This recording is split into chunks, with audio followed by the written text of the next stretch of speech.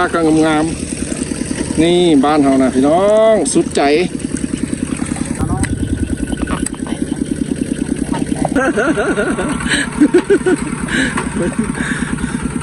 ดีใจเนาะยังให้เดียวนึงเนาะสุขใจอยู่บ้านเฮาพี่น้องเอ้ยเฮ็ดให้นากระมวล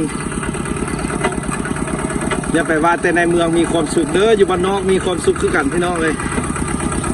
ใช้ชีวิตแบบง่ายๆหากินง่ายๆบ่ได้ไปตลาดทุกมื้อได้พี่น้องเก็บผักป่าหากินธรรมชาติก็มีใส่เบ็ดใส่มองผู้ใดดุได้มั่นกับแบบใส่ตุ้มหรือว่าหาวิธีการอื่นๆอยู่บ้านของเขาเนาะพี่น้องมันยังอุดมสมบูรณ์หลายมันเยอะ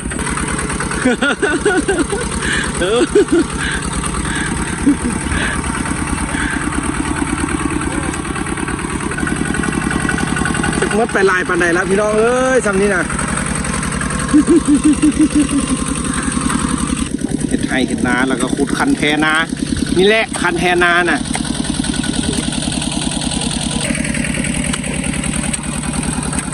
คุณคาดคุณลุงไถคุณลุงก็ขุดแจให้แจนาขุดข้าหญ้าแล้วก็บ่อนที่คันไถมันไปบ่ฮอดบ่ถึงเนาะเขาก็จกเอาส่วนขุดเอาในอันนี้ก็ลูกผู้นุ่มผู้น้อยก็มาซอยพ่อซอยแม่เฮ็ดไห่เฮ็ดนาพี่น้องอยู่บ้านเฮาบ่ได้ไปลิ้นยามนาต้องซอยพ่อแม่เฮ็ดนา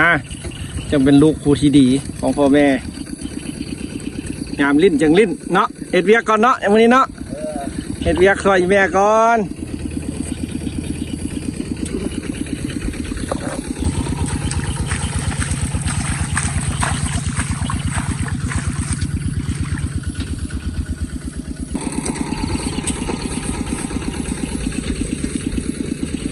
น้ำย้อยกาสดๆบรรยากาศแบบนี้สัมผัสยากนะพี่น้องเอ้ยบ้านเฮานะ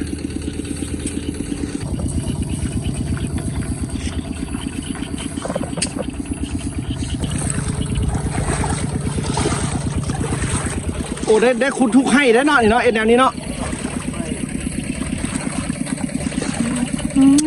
คักๆพี่น้องสดๆร้อนๆเลยสุดใหม่ๆคันไถ่มันไปบุฮอดพี่น้องเลยสุดใหม่แมงไม่กระโตกขักพี่น้องเอ้ยนี่ลงกลางทุ่งนาเลยได้เมื่อนี้นะแม่เบิ่งวิถีชีวิตของบ้านเฮาเข้าให้ถึงเลยพี่น้องเป็นเฮ็ดแบบนี้บ้านเฮานะพี่น้องยังแบบดั้งเดิมอีหลีเฮ็ดโบราณอยู่ยังโบราณเอาใครแต่ยังมีเนาะอันรถมาช่วยเนาะเทคโนโลยีมาช่วยหน่อยนึงมีรถไถนาคูโบต้า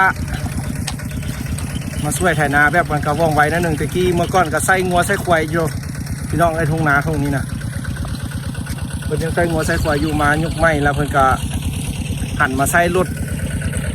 แต่ก็อยู่เมืองไทยเพิ่นก็ยังสิใส่รถไถรถเกี่ยวแล้วพี่น้องเลยบ้านเฮายังใส่รถตอกอยู่เด็กเบิ่งเด้อข้างหน้าเด้อนี่บ้านเขายังใช้แบบนี้อยู่พี่น้องเลยยังใช้รถไถนาอยู่เมืองไทยเพื่อกระชิดใช้รถไถรถเกี่ยวละทัดสมัยก่อนบ้านเขาหลายโอ้ขะปูกนะเด้น่ะตับมะกองไหมนี่นะบ่าวเรือมือนี่นะกินหลายมือแล้วพี่น้องบ่ามือจินขะปูกนะ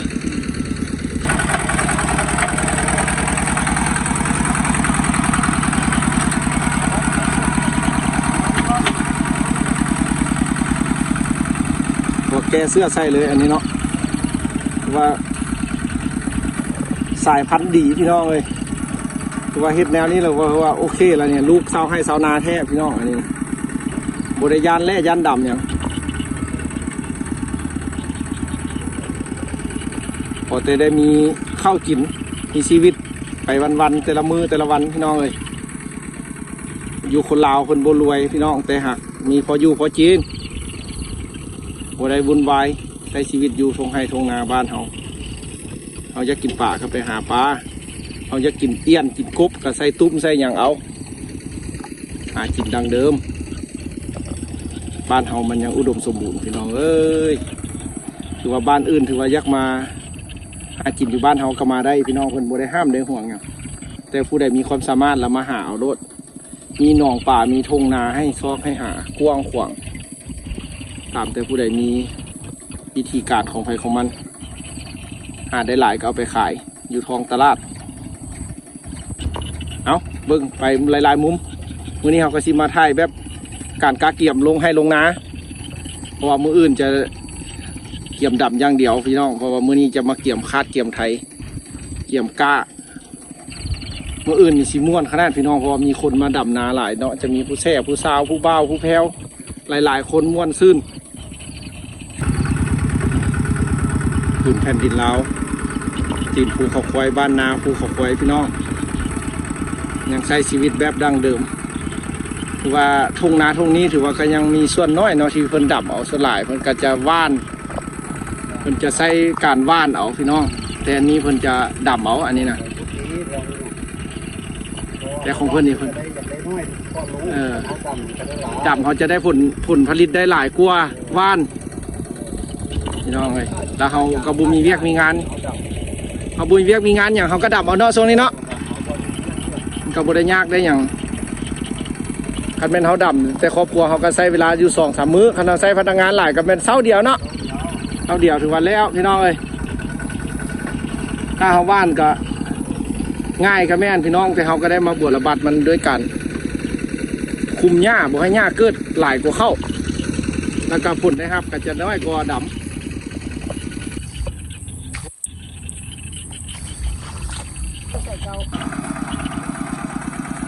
ขั้นสุดท้ายซ่อมตะกาละพี่น้อง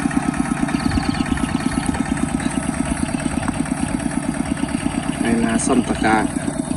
ช่วงฤดูเดือน6พี่น้องการเฮ็ดผลผลิตมื้อนี้เขาก็มาเก็บบรรยากาศให้พี่น้องเบิ่งที่ผู้ที่อยู่ต่างประเทศเนาะที่ห่างไกลบ้านแล้วก็เพื่อคิดฮอดบ้านบ่เนาะเพื่อเพิ่นอยากเห็นบรรยากาศแบบนี้อยู่บ้านเฮาเพิ่นกำลังเฮ็ดจังได๋นี่แหละพี่น้องเอ้ยอยู่ให้อยู่นาเฮ็ดให้เฮ็ดนานี่แหละอยู่ที่นั่นพี่น้องวันฤดูนี้เพิ่นก็ลงให้เฮ็ดลงนาอย่างเดียววันนี้เขาก็มาได้มาเอาบรรยากาศให้พี่น้องเบิ่งจากคลิปนี้เขาก็สิเป็นให้นี่ก็เป็นให้สุดท้ายละสิฝากคลิปนี้ไว้เท่านี้เนาะมื้อหน้าพอกันไหมเขาที่ไปใส่เขาสิฝากให้พี่น้องที่ตามเขาเนาะเพราะว่ามื้ออื่นอยู่มื้อหื้อเขาสิขึ้นไปไทยบุญบั้งไฟใหญ่อยู่เมืองเฟืองเนาะบุญปิดท้ายของประเทศลาวเขาเป็นปิดของประเพณีบุญจุดบั้งไฟเนาะขอฟ้าขอฝนมันจะได้ปิดท้ายใหญ่อยู่เมืองเฟืองพี่น้องดินแดนที่มีแต่ความสวยงามเป็นแหล่งท่องเที่ยวที่ได้รับความนิยมของคนต่างชาติเนาะที่มาท่องเที่ยวลาวเขาแขกทางภายนอกเนาะพี่น้องแล้วมื้อนี้มื้ออื่นหรือว่ามื้ออื่นเขาจะขึ้นเดินทางเพื่อที่ไปเมืองเฟืองถ้าก็สิเอารถจักรไปเขาบ่มีรถใหญ่เขาก็สิยืมเพิ่นรถจักรเพื่อจะใช้เวลาไปอยู่2 คืนการพักเช้าแล้วก็สิถ่ายเอาบรรยากาศอยู่บุญเมืองเฟืองให้พี่น้องเบิ่งอยู่ต่างประเทศเนาะนี่ของประเทศนี้ลาวเฮาให้เพิ่นได้เห็นเนาะทางต่างประเทศเอา28 หา29พี่น้องบุญเมืองไฟเมืองเฟืองเขาสิไปถ่ายให้เบิ่งแล้วเขาจะเฮ็ดคลิปเป็นตอนให้พี่น้องเบิ่งเอาพบกันเด้อบุญเมืองไฟเมืองเฟืองมื้อนี้ก็มาถ่ายท้องให้ท้องนาก่อนมื้ออื่นเขาจะออกเดินทางฝากพี่น้องที่ตามให้กำลังใจเขาแล้วเอาที่ถ่ายคลิปงามๆให้พี่น้องเบิ่งในบรรยากาศอยู่ที่นั่นเพื่อผู้ที่บ่ได้ไปก็สิได้รับชมจากซองของเขาบ้านนาภูเขาควายที่ถ่ายทอดให้พี่น้องได้เบิ่งสื่อสารให้ทางบ้านเขาได้ครับให้ชมบรรยากาศเนาะซองน้อยๆของเขานี่แหละพี่น้องบ้านนาภูเขาควายถ้าพี่น้องมากฮักหรืออยากสนับสนุนเขาก็สามารถติดตามรับชมซ่องเนาะพี่น้องเนาะครับชมคลิปบ่ข้ามโฆษณาก็ถือว่าเป็นการสนับสนุนเขาแล้วเมื่อในมือไม่เนาะเอากำลังสร้างมาเอาถือว่าขอบใจบ๊ายบายเจอกันบุญเมืองเฟืองเด้อพี่น้อง